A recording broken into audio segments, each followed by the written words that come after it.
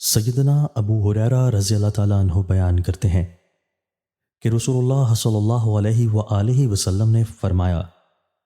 دو آدمی آگ میں اس طرح جمع نہیں ہو سکتے کہ ان میں سے کسی ایک کو نقصان ہو۔ وہ مسلمان جو کافر کو قتل کرے اور پھر راہ ثواب پر چلتا رہے اور میانہ روی اختیار کرے۔ دو چیزیں بندے کے پیٹ میں جمع نہیں ہو سکتی، اللہ تعالیٰ کے راستے کا غبار اور جہنم کا دھواں۔ کسی آدمی کے دل میں دو چیزیں جمع نہیں ہو سکتی،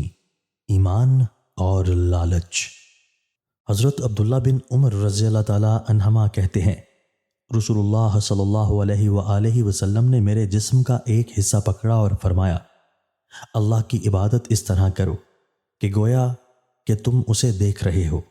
اور دنیا میں اس طرح ہو جاؤ کہ گویا کہ تم اجنبی یا مسافر ہو۔ سیدنا ابو ہریرہ رضی اللہ تعالیٰ عنہ بیان کرتے ہیں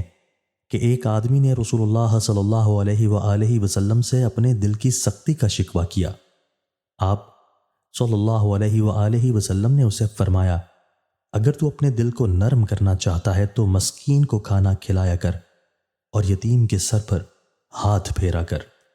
سیدنا ابو ہریرہ رضی اللہ تعالیٰ عنہ بیان کرتے ہیں کہ رسول اللہ صلی اللہ علیہ وآلہ وسلم نے فرمایا، صدقہ سے مال میں کمی نہیں آتی، لوگوں کو معاف کرنے کی وجہ سے اللہ تعالیٰ بندے کی عزت میں ہی اضافہ کرتا ہے، اور جو شخص اللہ تعالیٰ کے لیے تواضع اختیار کرتا ہے اللہ تعالیٰ اس کو بلند کر دیتا ہے۔